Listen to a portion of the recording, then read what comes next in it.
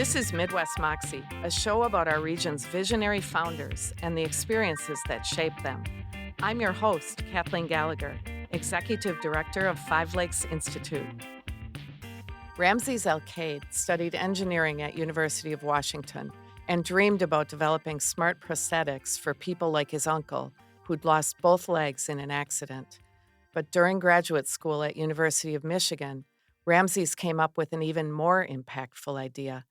He decided to focus on developing an everyday brain-computer interface to translate brainwaves into insights that could help people. In 2015, Ramses co-founded Neurable, and a decade later, the Boston-based company sells a smart headphone that helps people with focus and attention. Neurable has 25 employees and has raised $30 million. Ramses, welcome to Midwest Moxie. Thank you so much. It's a pleasure to be here. You were born in Mexico and came to the U.S. when you were 5. But when you were 8, your uncle, who was still in Mexico, got in a truck accident and lost both legs. How did that impact your thoughts about a future career? Yeah, really. I mean, I think that the biggest way to defining that is that like sacrifice is like what kind of created everything that is the company and the things we do and the mentality that I have. And in this case, obviously, like, my parents sacrificed a lot for me to come from Mexico to the United States. And then when my uncle got into an accident, his accident essentially motivated me to say, like, I want to dedicate my life, to essentially technology that can help individuals like him. And back then, obviously the scope of the problem was different. And so, I thought what that meant was building prosthetics that could help him essentially control his devices more naturally. But then as my career evolved, I realized that there's these bigger issues in neuroscience. For example, there's people with like Alzheimer's and Parkinson's that don't even know that they have these diseases until 10 years in. Like, that's crazy, right? Like, how do we have this incredible technology that can provide us feedback and enable us to track the brain, but it's just not available at scale? And that's really what we wanted to solve. Well, that's one of the cool things is you at University of Washington, you studied engineering and you were kind of on that prosthetics path. You got to University of Michigan for graduate school and this world of neurology opened up. You started thinking about these brain computer interfaces, so you pivoted, right? So tell us about the experiences you had at Michigan that helped you do that pivot. Yeah, definitely. So at least for me, I didn't necessarily consider it a pivot per se. I studied electrical engineering focused on prosthetic development, but the ideal is always how do we combine it with the brain, right? So it was more of Uh, an evolution, right? exactly. That's Yeah. probably the better word. And when I got done with my engineering studies, I realized what is the next step in solving this issue, right? And so it was like I need to learn about the brain. I need to go study brain computer interfaces. I understand the electrical, the mechanical parts, the control systems, the AI, but then how do I use those tools to actually bridge that gap and create a natural prosthetic, right? And then I ended up working at the University of Michigan with two key professors, Dr. Jane Huggins and Dr. Daniel Ferris. And Dr. Ferris worked with amputees for lower limb prosthetics. We also worked with Hugh Herr here from MIT. And what we realized very quickly is that there's so many other challenges to creating a prosthetic brain computer interface. There's battery power, there's the fact that, like, think about somebody with a prosthetic hand. They only have 3 hours of battery power a day. They're not going to carry extra battery packs. They're heavier than the current systems. Like, and even if they do provide a high level of dexterity, most of the tasks that we do throughout the day are simple enough that we don't need that level of dexterity, right? And people with prosthetics find ways, whether it's creating a different attachment or basically, that there is good enough solutions. There's always going to be room for improvement. And that's what I saw from Dr. Ferris's lab. And we ended up actually using less brain computer interface control, right? Because it's just the sensors also tend to be expensive, and all these things that prevented this stuff from scaling. And then I went to go work with Dr. Jane Huggins, and I met my first person with ALS. And that was like, it just hits you like a train, right? There's people that can't sometimes even use their eyes to blink to communicate, Wow. right?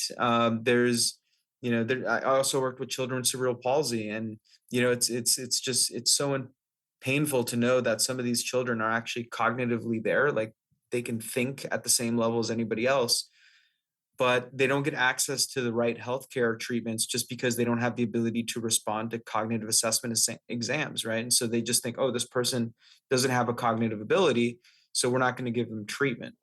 And so these other things popped out, and I was just like, this is crazy, and we can solve these with brain computer interfaces. But the problem is, then you run into the same issues with the prosthetics problem, which is they're too big, they require gel, they have experts that need to be doing it, they These need these are the large these are the battery packs. caps, the Yeah. caps that you put on to do an EKG, right? EEG. EEG. Exactly, Yeah. exactly. It's just like, and so then the goal became like I saw a path using our signal processing work and this AI that we developed at the University of Michigan, plus the evolution of how hardware was going from wet sensors to dry sensors. So you didn't need gel anymore. Electronics were being miniaturized. Headphones and earbuds were starting to become more and more of a norm because of the AirPods. And I said, look, there's a path, a very narrow path toward really solving this problem and creating a solution that is absolutely needed. And So so that's where I decided to refocus essentially all the energy of my life. so the idea that you could look at the brain waves to figure out what the communication was that they were signaling. Even as simple as just creating a cognitive wearable for analytics about your brain. So for example, as a person ages, certain frequency responses in their brain start to change, they start to slow down. So what if we could track that? And there's actually a group in Columbia University that does that with Alzheimer's, and they can actually track Alzheimer's, up to 10 years before you have visible responses to, essentially memory loss, et cetera. And what that enables people to do, especially with someone with like Parkinson's, where the same issue happens, it's neurodegeneration, you can now plan for it, right? You can get a deep brain stimulation earlier so that when you're older, you already have it in you. You don't have to get rejected because you don't qualify for it anymore. Or for Alzheimer's, you can do more preparation, like have people, record videos of their grandparents or have these core discussions. And then that also opens up the science. All right. Now we're learning about these problems earlier. Can we try new treatments? So even if it's, all these things that have already been discovered and used for since the 80s with EEG, now we can tap into at scale. And that's even just that tiny drop is such a huge change. So there's this wide open brainwave interface stuff that you were working on. What you've translated it to in 10 years with Neurable is a set of headphones that you sell that tracks people's focus and attention. So tell us how people use the headphones that Neurable sells. Yeah, definitely, definitely. And what I would say is we don't necessarily like make or sell the headphones per se. What we do is we make the AI that interprets the brain activity so that you can get near medical grade brain data from headphones, right? And so what we do is we license that technology to headphone makers. So our first partner is Master and Dynamic. So they're actually the manufacturer of the headphone. It's going to be one of their core products, but in there, there's brain sensors and brain sensing technology that come from us. And the reason we do that is because in the future, we want you to be able to buy any brand, whether it's Apple, Sony, Bose, and they're all going to have the Neurable technology in there. And there's numerous ways of using the tech. The first way is a system for tracking focus and attention. And essentially, it helps prevent burnout and enable you to know when to take breaks throughout the day, and also help you increase your focus over time. That's the version one of it. But just like the Apple Watch started out with tracking heart rate and movement, with machine learning, heart rate turned into heart arrhythmia detection, movement turned into Parkinson's detection, right?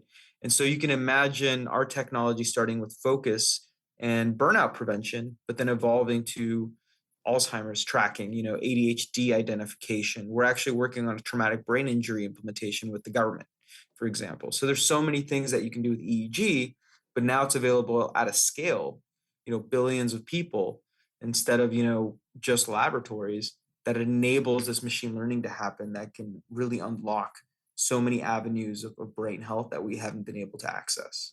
What's so interesting is how you could take all this complicated academic research and translate it into some headphones I can put on my head, and it tells me when I'm maybe not paying attention to the book I'm reading, right? Yeah, I mean, and it wasn't an overnight success. Like none of this was any like silver bullets or anything. It was all like lead bullets. It took 10 years. It took 7,000 people worth of data, nine published papers, including one in Nature. I mean, it was a long process. We really had to believe in the vision and where we could get to. And it was a combination of both software and hardware, machine learning. But it's been worth the effort because the value that we can create from this is so significant. Okay, so the big question that probably a lot of people are wondering, you're talking to us on Midwest Moxie. You developed this technology in Michigan. After 6 months of trying to raise investment funding in Michigan, you moved to Boston.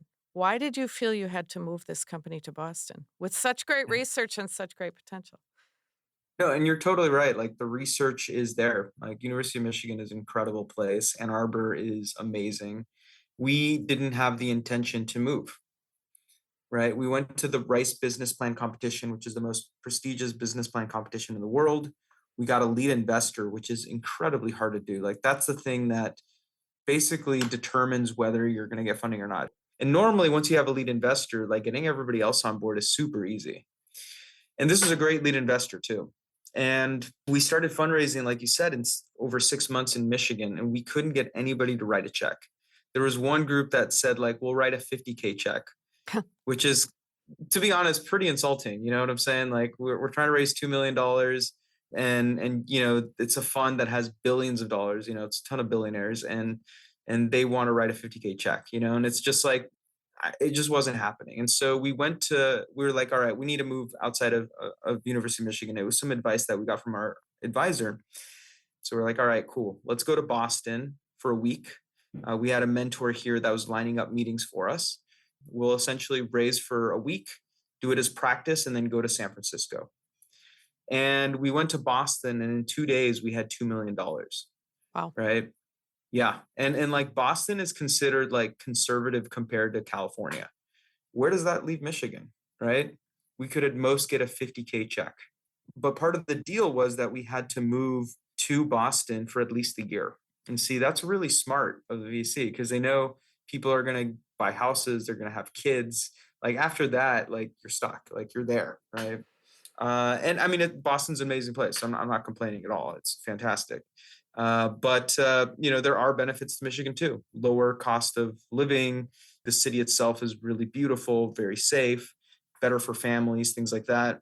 But I mean, we're very happy here in Boston.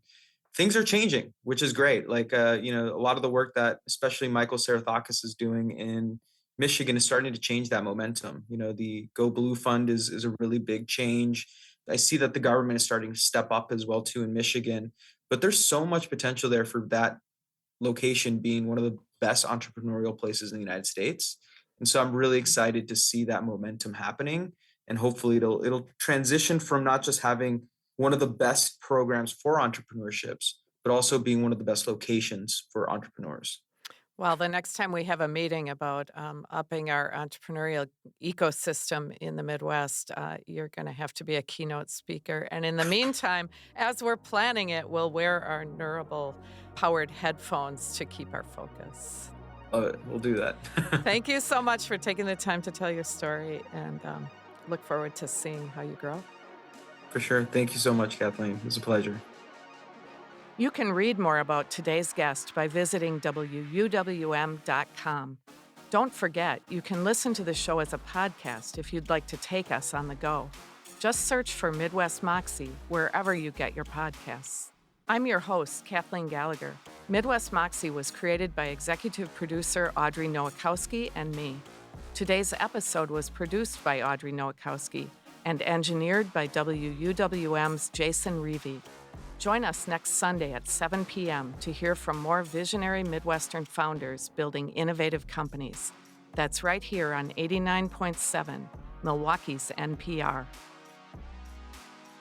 Support for Midwest Moxie comes from Microsoft, whose efforts to drive technology development across the Midwest and beyond include its National Tech Spark community engagement work, which started in Wisconsin, its role as co-founder of Titletown Tech in Green Bay, and its new AI co-innovation lab at University of Wisconsin-Milwaukee.